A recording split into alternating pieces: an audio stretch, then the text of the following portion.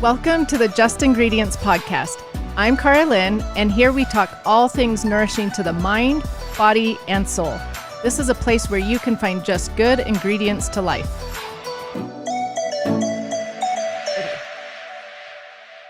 Did you know that the air inside our homes can be more seriously polluted than the outdoor air? Cleaning products are a huge factor to this air pollution, and daily exposure has been proven to be as harmful as smoking a pack of cigarettes a day, increasing your risk of developing COPD by 38%. Thanks to force of nature, there is no reason to use cleaning chemicals that make you or your family sick anymore. Force of Nature is a small appliance that uses electricity to convert salt, water, and vinegar into an all-in-one multi-purpose cleaner, deodorizer, and disinfectant. Force of Nature is my go-to cleaner for all things because I'm comfortable using it around my family on counters, doorknobs, toys, and more. I love that it is an EPA-registered disinfectant that is as effective as bleach with zero harmful fumes or residues to rinse.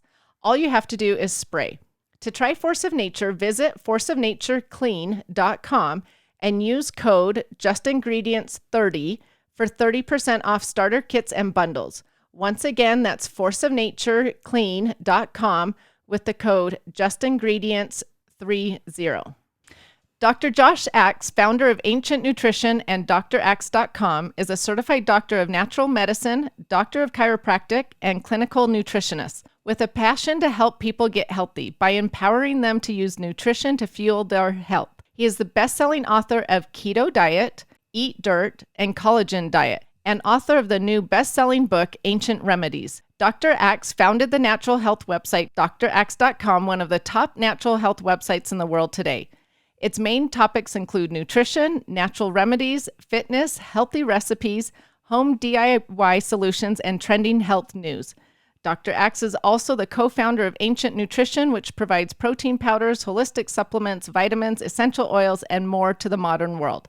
Dr. Axe is an expert in functional medicine, digestive health, and herbal remedies, and founded one of the largest functional medicine clinics in the world in Nashville, Tennessee, and served as a physician for many professional athletes. Most recently, he launched his podcast, The Dr. Axe Show, with feature interviews with top health influencers, such as Dr. Oz, The Skinny Confidential, Dr. Pearl Mutter, Dr. Will Cole, and many more. He has an incredible fan base on Facebook and Instagram and shares his many health tips on these platforms with the goal of transforming lives using food as medicine. Welcome to the show, Dr. Axe. I am so honored to have you here today. I have learned from you for years and years, and I'm really excited for my listeners to hear from you today. Hey, thanks so much. I'm honored to be here. Well, first of all, tell my listeners a little bit about yourself, your background, and how you started studying the relationship between food and health. Yeah, so for me, my health story goes back, and if anybody here has ever heard me speak before on nutrition, they'll know that it was really a health crisis in my family. So I had a mom growing up, and my entire family growing up, who lived in the conventional medical system. Anytime we were sick, we took medications. We just were never educated. We had no idea there was a natural way to get healthy. And so at 40 years old, my mom was diagnosed with breast cancer. And it was shocking to us because my mom looked pretty healthy. My mom was actually my gym teacher in elementary school. She was a swim instructor, so she moved regularly, but went through these conventional treatments. And I can still remember to this day my mom losing her hair. I remember how sick she got, and just thinking to myself as a child or a kid in seventh, eighth grade. I never want to see one have to go through this again. And praise God, she made it through the chemo treatments and had a cancer-free diagnosis. The crazy thing, though, was really how sick she was afterwards. Like, I remember for the next 10 years, my mom got diagnosed with hypothyroidism, chronic fatigue syndrome, chronic constipation and digestive issues. She got put on antidepressant and anti-anxiety medications. And my mom was just overwhelmed and exhausted all of the time. And it just felt lousy for years and years and years. And finally, 11, 12 years later, I'm actually studying to become a doctor. And I'm about probably 9 months to a year out from opening up my own functional medicine clinic in Nashville, Tennessee, where I live today. And I got a call from my mom in tears right when about that time. And she said, Josh, I've got bad news. I've just been diagnosed with cancer again. It's on my lungs. The oncologist is recommending surgery and radiation treatments. What do I do? And I said, Mom, I'll be home. I flew home from where I was studying back to Ohio. Where I grew up. We sat down, we prayed together, we talked about it. We felt really led to take care of her all naturally. And her oncologist essentially said, hey, well, I'll give you 4 months. And then if nothing changes, then we need to go ahead and do these medical treatments. And we said, okay. So we changed everything in my mom's diet. We had her start juicing vegetables. We had her start drinking bone broth and for collagen. We had her start doing, berries. We just a very clean diet. It was pretty much berries, vegetables, vegetables juiced, vegetables cooked, vegetables raw, and then things like wild caught salmon. And then we did supplements. We did things like reishi mushroom and turmeric, and we did essential oil. So we did all these things dietarily. We also worked on her mindset. She had a lot of fear and worry. And then we had her, she tape recorded herself doing affirmations and reading Bible verses. So she imagined herself running down the beach with her grandkids and bringing them to Disney World. She was meditating on the Bible, and we recorded her doing this for 10 minutes. And then she would listen to it every morning when she woke up, every night before bed. And long story, somewhat short, we went back to the oncologist 4 months later. They redid a CT scan, and we got a call the next day, and their exact words were, this is highly unusual. We don't typically see this, but your tumors have shrunk by more than half. They said, we want to see you again in 9 months. We went back 9 months later, and today my mom's in complete remission. She's about to turn 68 years old, and she says she feels better now in her late 60s than she did in her 30s. And so I really took those things I learned and started applying them with patients, and then started writing about them on drax.com, and then started thinking about what are the biggest nutrients and superfoods people are missing in their diet, the things that my mom didn't know about. And that caused me to co-found a company with Jordan Rubin, and it's called Ancient Nutrition, where we really create and formulate the world's greatest superfoods and supplements, everything from collagen to, multivitamins to probiotics and things like that. But that's sort of how I ended up where I am today. And then I started drax.com to really put a lot of educational content out there so people would start to understand the things that I was never taught growing up about how to use food as medicine.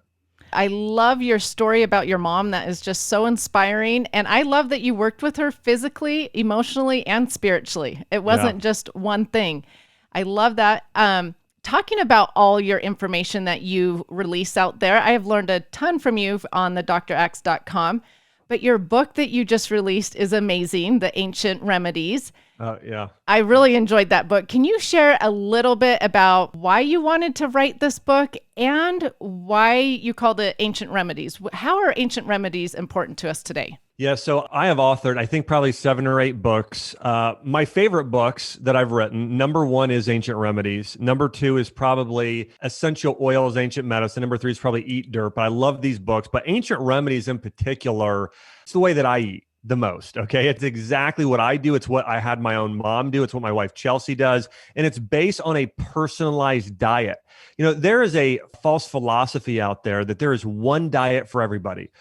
Everybody should be vegan, or everybody should be paleo, or everybody should be on keto. It's not the case. When you go back and you study science, and you also look at Ayurvedic medicine and Chinese medicine and all these different forms of medicine, you'll notice is that everybody's a unique individual. I'd ask anybody listening to this, have you ever had a friend follow a diet or eating plan or a way of eating, and they saw great results, and you did the same plan or something similar, and you didn't see any results, right? That's because everybody is so unique. And so I think there's probably about 20% of the population that does great on keto, but there's a larger percent that don't. So I think that, again, I think it's so important to realize you're unique, the way that you're uniquely wired. And so in the book, I have a quiz. And in Chinese medicine, there's something called the 5 elements. It's like a personality profile. If anybody here has ever taken an Enneagram quiz or Myers-Briggs or DISC or any of those personality profiles, they're pretty amazing, right? You take them and you're like, wow, this really is what I'm like. Well, Chinese medicine did that over 3,000 years ago. Essentially, they were able to feel your pulse, look at your face, look at your tongue, and be able to tell, and look at your symptoms, and be able to tell, oh, this is your imbalance, so you need to eat this type of diet, okay? And I'll give you an example of this. If somebody has cancer, oftentimes they will do very well with a lot of raw foods, right? Raw vegetable juices, lots of salads, lots of greens. That's great for somebody with cancer. But somebody with inflammatory bowel disease Right. would not do well No. with raw vegetables and raw vegetable juice. It would cause them to have a lot of problems. So we just have to be so conscious. So in the book, I go through, hey, here's your element. You take a quiz. And so you learn, are you an immune type? And this is a type of diet that actually is all about your immune system. Are you a hormonal type to where, no, you need to follow a diet that's really going to support your reproductive organs and your fertility and your in testosterone, estrogen, and those hormones? Or do you need more of a diet that's for detoxification? Do you need one for more cardiovascular, or do you need one that's more for your digestive system? So I go through those plans on what superfoods and things are best in meal plans and all the things for each of those individuals. Here's something very interesting that people don't talk about. Well, they talked about it thousands of years ago, physicians did, but it's very little today.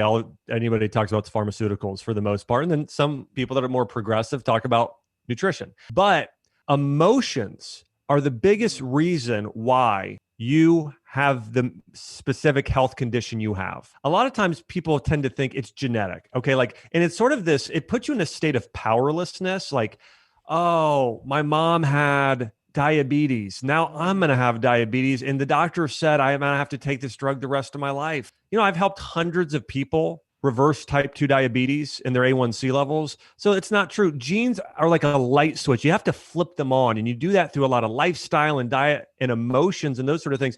According to Chinese medicine, different emotions weaken different organs. When that organ system gets weak, that allows you to start to develop that medical condition. Let me give you an example. The emotion of fear. Okay. Think about it. If a child gets and we all know this, right? If you're fear, your body goes into a fight or flight response. Or if a child gets really fearful at night, they can wet the bed if they have a nightmare. Why? Because the emotion of fear causes dysfunction and weakness in your bladder and in your adrenal glands. Okay. And so think about this. I used to study with a woman at school. She would always get an upset stomach because of worry, right? So you hear this worry, or if you get worried, you feel like, oh, my stomach is tight in knots. If you have all this worry building up in your body, or if you have the opposite of that, you're like, oh, I feel like I have butterflies, right? So all that being said, it affects your digestive system, worry. Anger affects the liver. Not letting go of things of the past, depression, being in that state where when you're not looking towards the future with a sense of hope, when you're living in the past, like with unforgiveness, that shuts down the immune system. And then anxiety, what does that do? Okay, you have nervousness, anxiety, blood pressure raises. Okay, blood pressure starts to go, that affects the heart. So we know as a absolute fact that different types of emotions you experience affect different organ systems. All that being said, in my book, Ancient Remedies, I go through the exact diet, the exact opposite emotions you should cultivate to start to overcome those negative emotions. And all of this is based on thousands of years of individual case studies. And it's really simple and easy to understand. People would check it out, then go to Amazon and search Ancient Remedies, that book. But anyways, I love this book because it's the way that I eat. It's the way that I educate all of my patients in the past and people I work with today. So anyways, and it's personalized.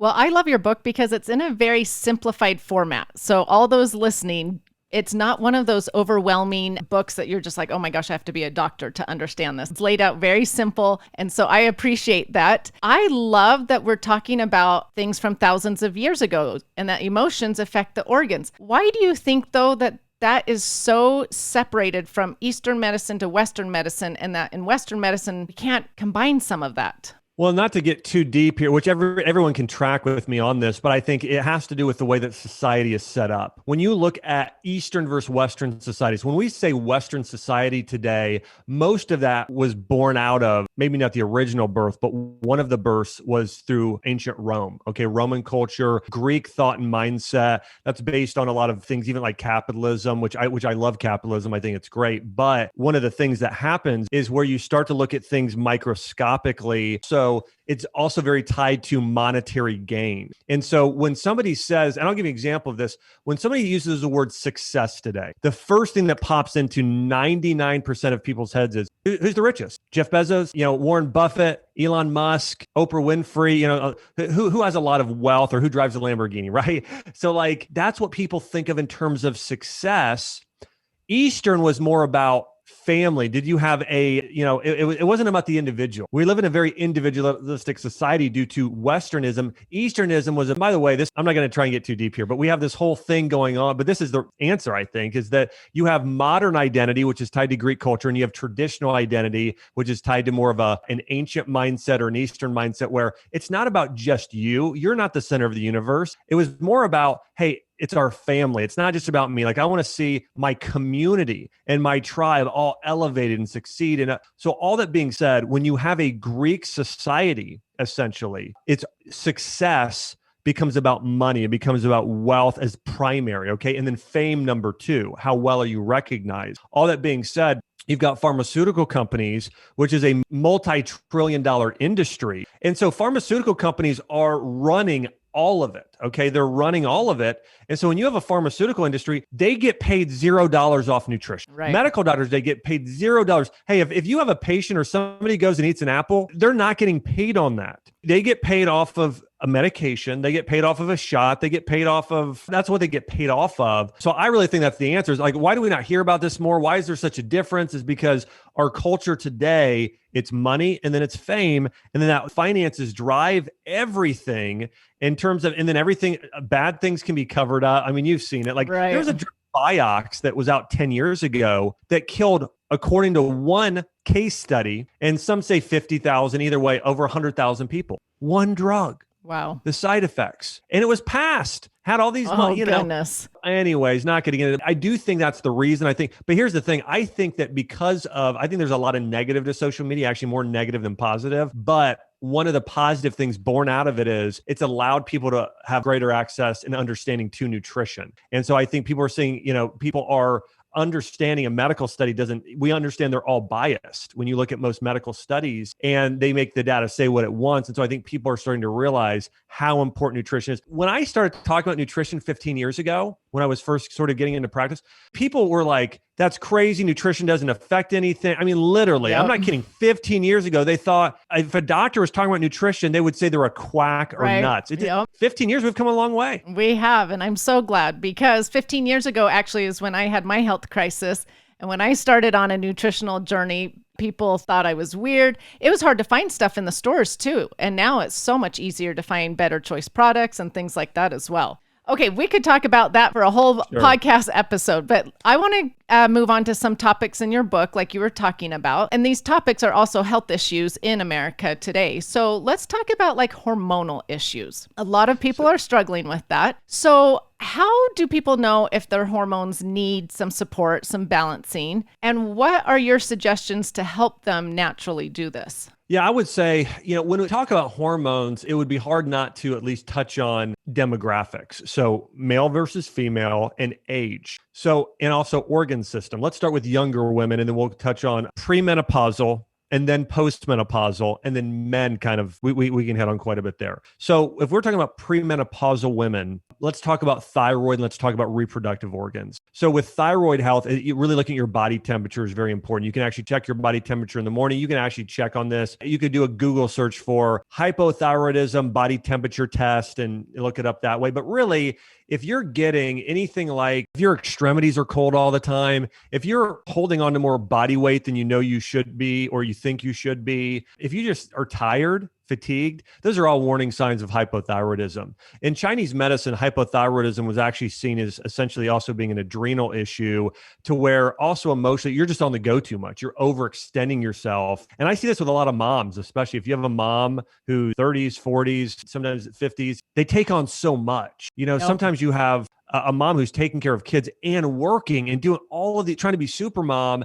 And that's where I start to see a lot of those hormonal issues, especially related to the thyroid and the adrenal. So it's important. I'm going to touch on diet, but it is important to recognize you're not meant to be on all the time. Okay. You need time to unplug, time for yourself in order so you can serve and love and nourish those you're around. And so that's an important thing to recognize. And I think about it like this, like if you've got a phone, what is your battery level at, right? If your battery level is low, your body can't do certain things. Actually, that would also tie into fertility. Your body is very smart. And by the way, it's a different hormonal system between conceiving and carrying. But when we're talking about conceiving, if your battery is only at 50% in your body, which is essentially kind of your adrenal that supplies energy to the rest of your organs, your body will not allow you to get pregnant, because your body is smart. It says, I can hardly deal with the stress right now for this body. If I have a whole nother being, I'm trying to give energy to create a new being. I couldn't do it. That's essentially what happens most of the time with infertility issues there with that. But going back to the thyroid is you got to recharge that battery. A similar thing with those adrenals and those reproductive ovaries, the uterus. We have to recharge your battery. And then foods that really nourish those areas are going to be, according to Chinese medicine, wild caught fish are very good. So things like salmon, berries, blueberries, raspberries, goji berries, acai berry, but doing berries are very good. Seaweeds are very good. Green leafy vegetables, but it's a lot of cooked and raw vegetables together. And it's a lot of berries. And it's some of those omega-3 fats, avocados, and coconuts. So it's healthy fats, it's vegetables, it's berries. And then one other category, adaptogens, whether it be mushrooms or herbs. These are key for the adrenals, the thyroid, and reproductive organs. I especially like ashwagandha. Ashwagandha actually is probably the most effective herb throughout history for hypothyroidism. It's also good for adrenals. There are others as well. There's Rehmannia, there's rhodiola, there's astragalus. And so I think all of these, reishi mushroom is very good. These are all going to be very nourishing to the hormonal system. And then if it's more of in Chinese medicine, they used a term called yin and yang or yin and yang. That actually has a lot to do with even things like estrogen and progesterone balance, or estrogen and how it correlates with testosterone.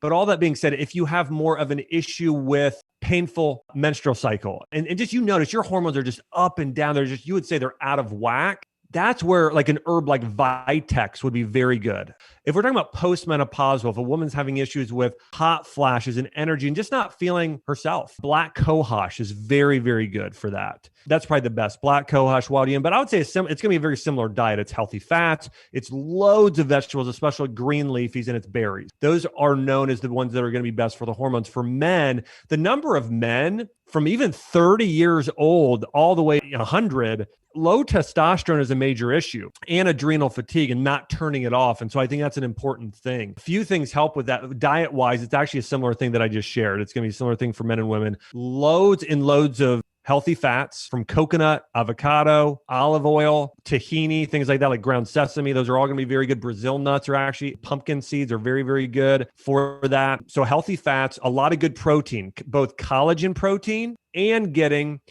like plant-based protein or grass-fed beef. So things that are going to support your blood and muscle. So it's a lot of meat and a lot of vegetables and a lot of healthy fat, sort of ideal for men and their testosterone.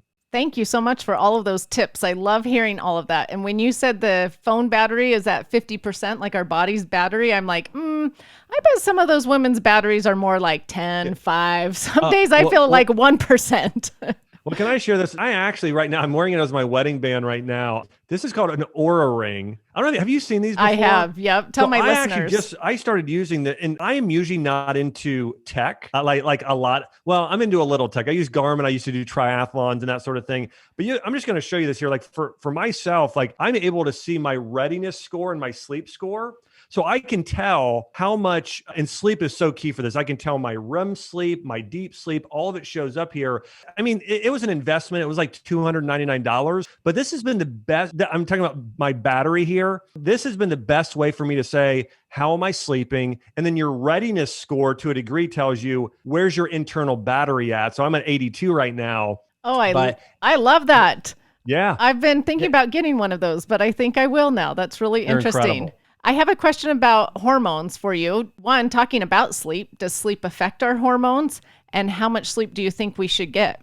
Sleep affects hormones. It's in the top 3, if not number 1. I mean, here's the other thing. Think about this. Even for you to sleep, you have to have a hormone that's balanced, melatonin. Right. So you have these 2 hormones, cortisol and melatonin, in your body. And cortisol should be going up to the day, which gives you more alertness. It's one of those hormones that can go up if you get in a fight or flight state. It's normal for it to be high during the day. And then melatonin should drop. When you go to bed, you should have this inverse. They should flip-flop, right? Teeter-totter. And so you have the melatonin gets real high. If you have other hormones off in your body, it affects your sleep. Or if you're not sleeping and getting that melatonin right, every hormone affects another hormone. So yeah, sleep is critical. It's what we've all heard. It's 8 hours of sleep a night. And that's the thing I love about Oura Ring. It tells you how much sleep you got, the whole thing. So I would say ideally that you are getting, you try and get 8 hours a night. There are multiple medical studies that show if you get less than 7 hours of sleep a night, or you're in bed less than 7 hours specifically, you are doubling your risk of cancer, tripling your risk of heart disease, tripling your risk of coming down with a cold, or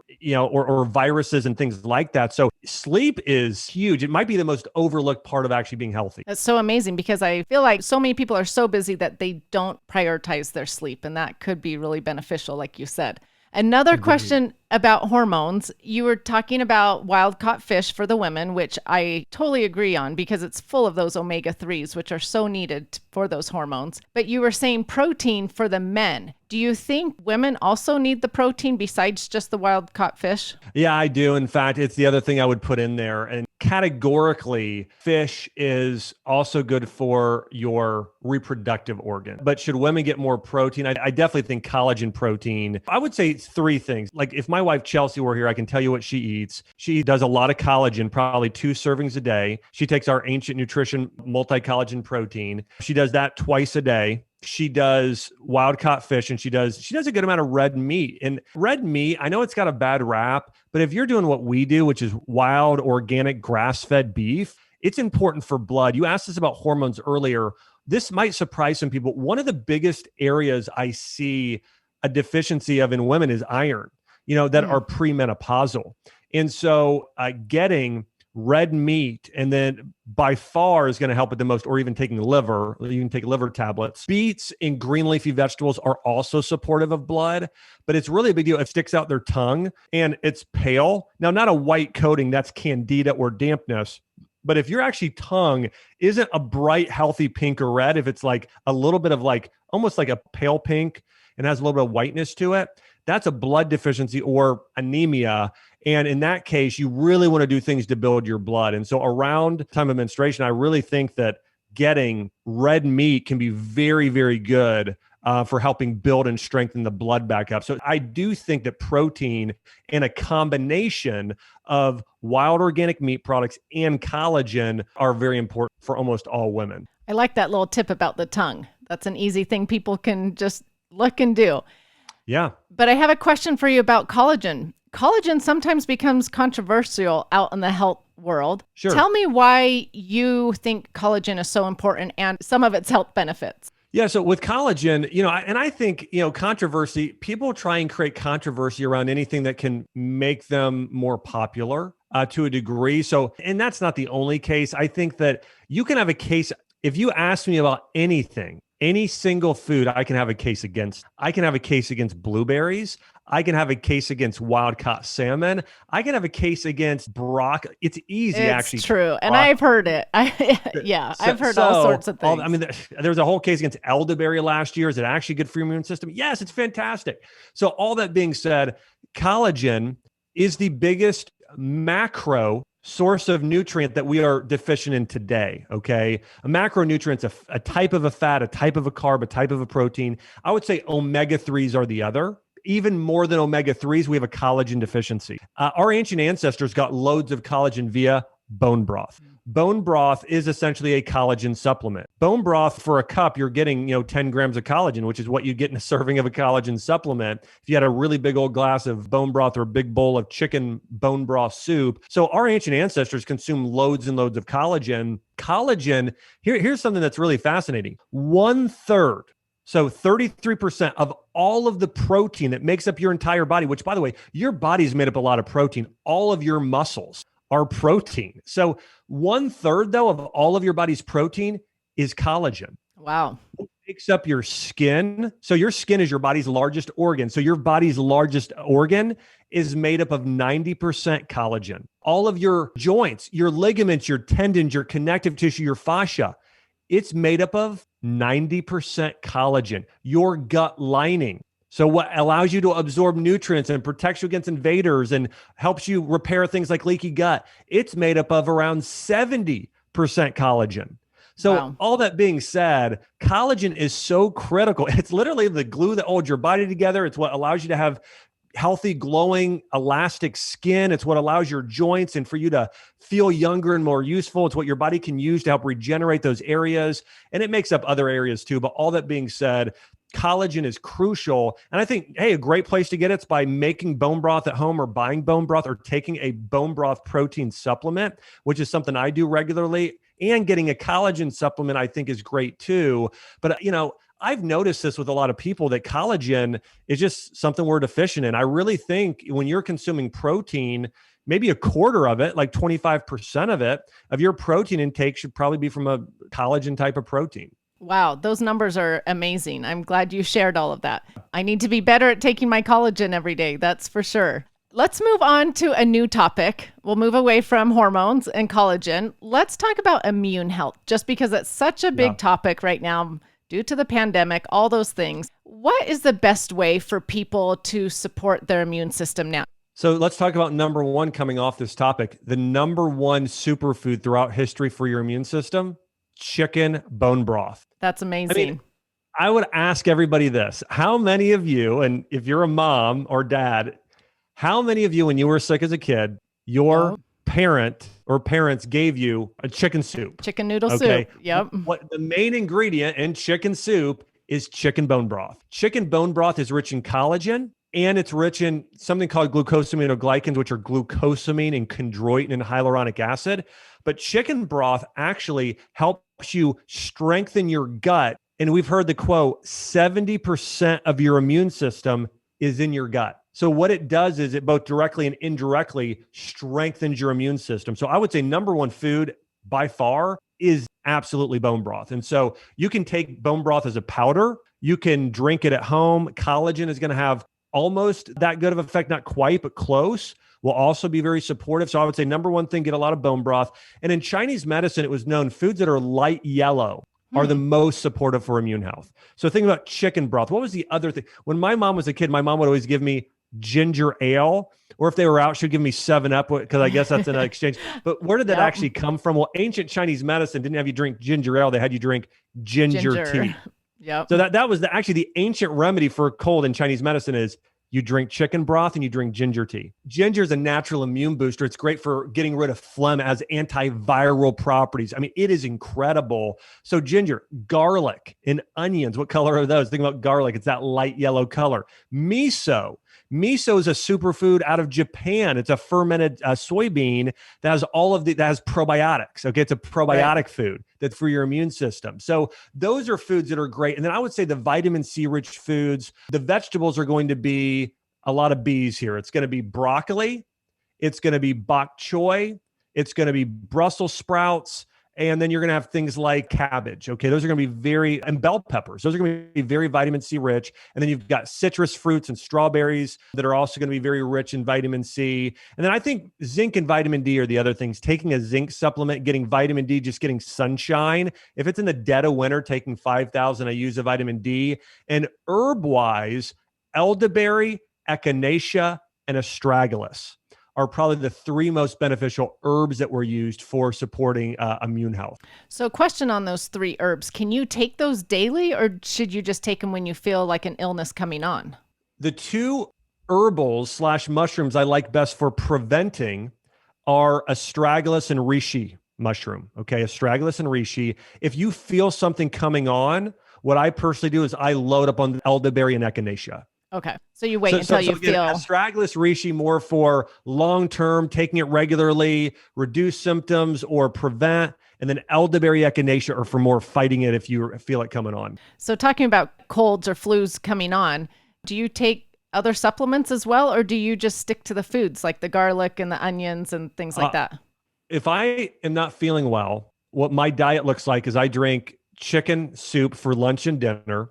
For breakfast, I might have a little congee, which is essentially, it's just like a little bit of rice. I might add in some collagen and maybe have like a grapefruit or something like that. I just eat light, grapefruit. And then supplements I will take will be elderberry, echinacea, vitamin C, vitamin D, and zinc. That's what I tend to take. Perfect. I just know people will ask, so I thought I would ask you. Okay, going on. Let's move on past immune health. Let's talk about the gut-brain connection. That's sort of a trendy word that is out there these days. What is the gut-brain connection?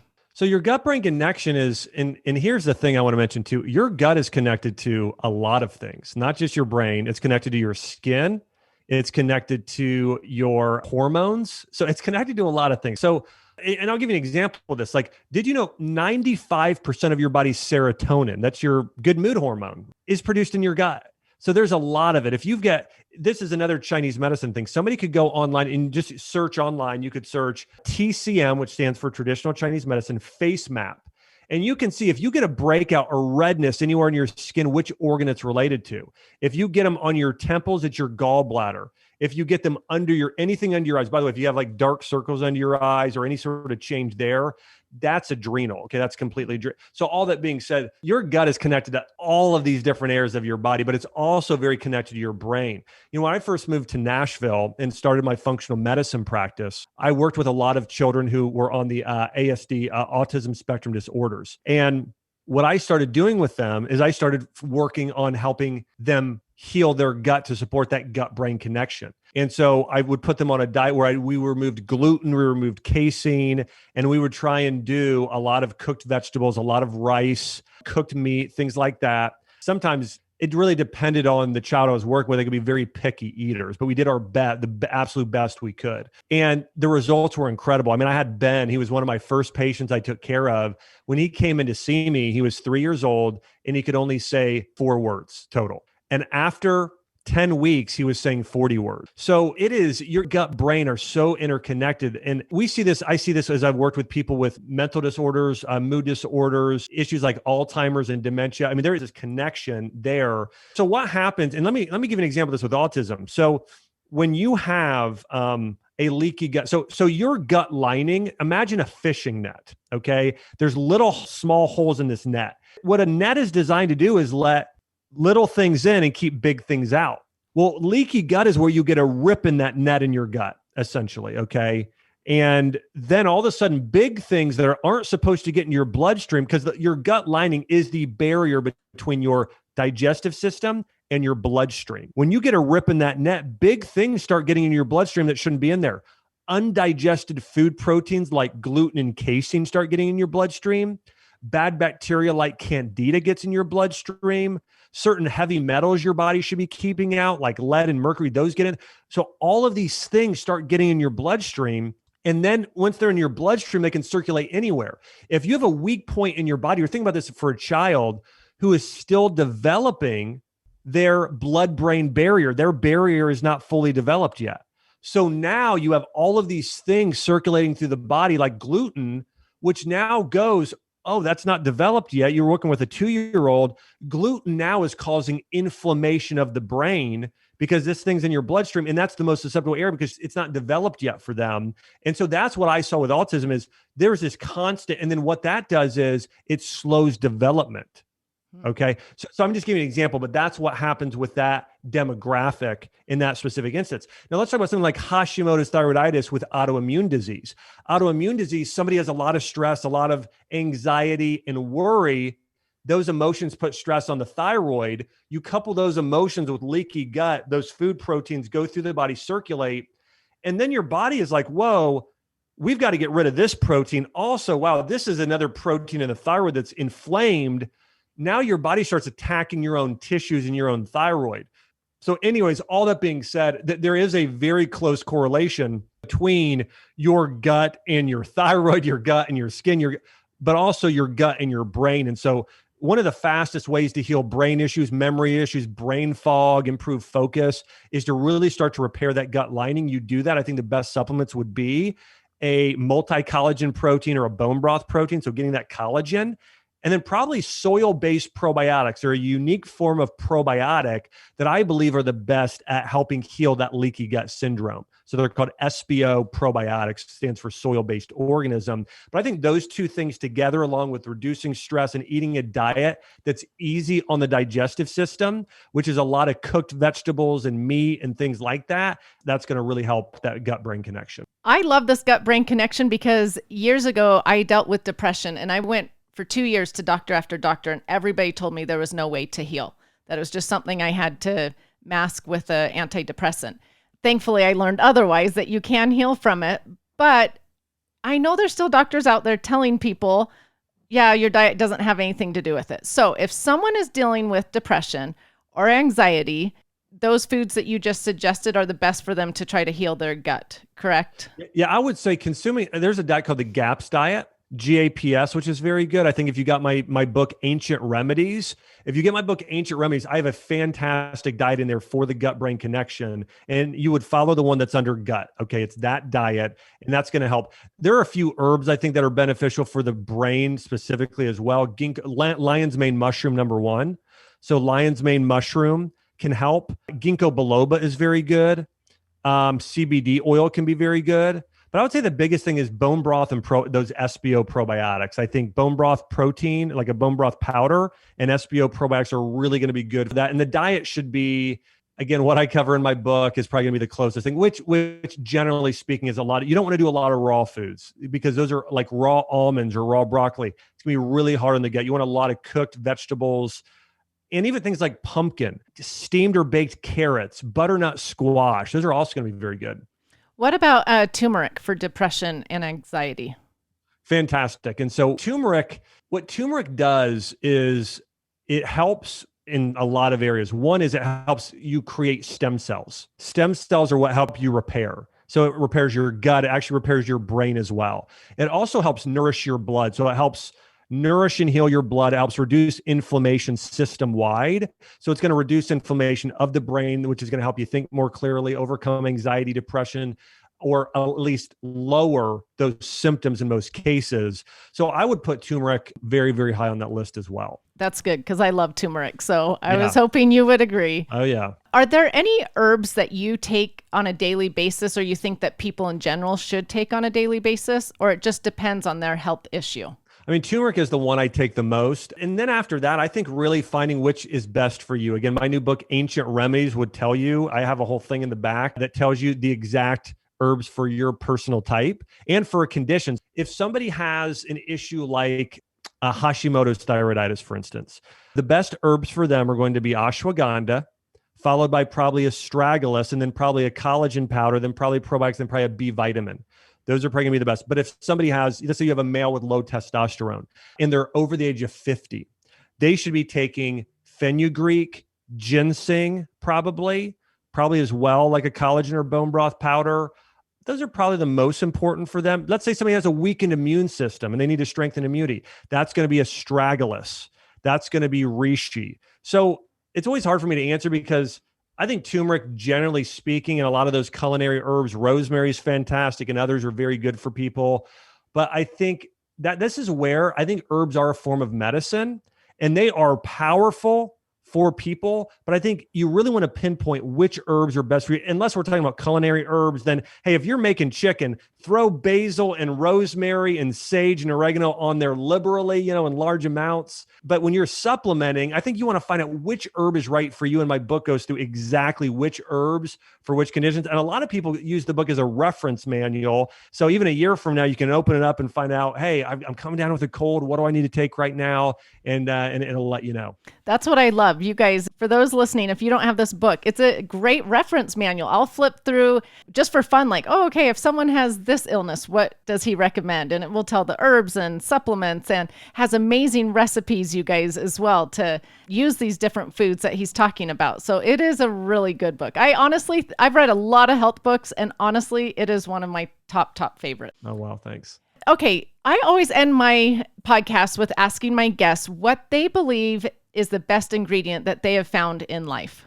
My best ingredient in life is me doing a spiritual triathlon every morning.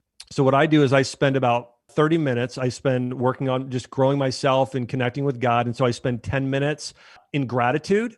So I typically go on, I call it a gratitude walk, but I go out in the morning and I just say, thank you, God, for my incredible wife, my beautiful baby girl, Arwen. Thank you so much that I have a mission in life that I absolutely love.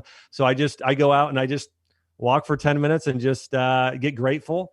And then I go inside and then I tend to read. I'll read either like a personal growth book or a spiritual growth book or my Bible. I'll read that for 10 minutes. And then I'll take the next 5 minutes or so and I'll meditate or I'll pray. And I'll pray through and ask God to give me wisdom. I'll meditate. Let's say I read 1 Corinthians, like 13, like love is patient, love is kind. It does not envy, it does not boast. And I'll think about kindness. Okay, have I been kind this week? How can I be more kind and display kindness now? So I do that every single morning. And for me, it is so, it's like taking my spiritual vitamins and my spiritual vitamins in the morning. Like I am so ready to go. So for me, my daily habit in the morning, my daily morning looks like this every morning. I do my spiritual triathlon. By that time, wife Chelsea and Arwen are up, and I'll spend 20 minutes connecting with them, playing with Arwen, watching her eat and hanging out with them. And then I'll go. I'll have a smoothie while we're all kind of doing breakfast. And then my superfood smoothie is 1 scoop of collagen, 1 scoop of bone broth protein. I tend to throw in like spinach and goji berries and green superfood powder, and then blueberries, maybe a little coconut milk. So I do that. And then I go and I do a quick workout, and then I typically start working at about 9 a.m. and go for the day. But I think those daily habits of spending time with God, spending just a little bit of time with the family there, and then working on my health. Like I feel like if I win the morning, I win the day.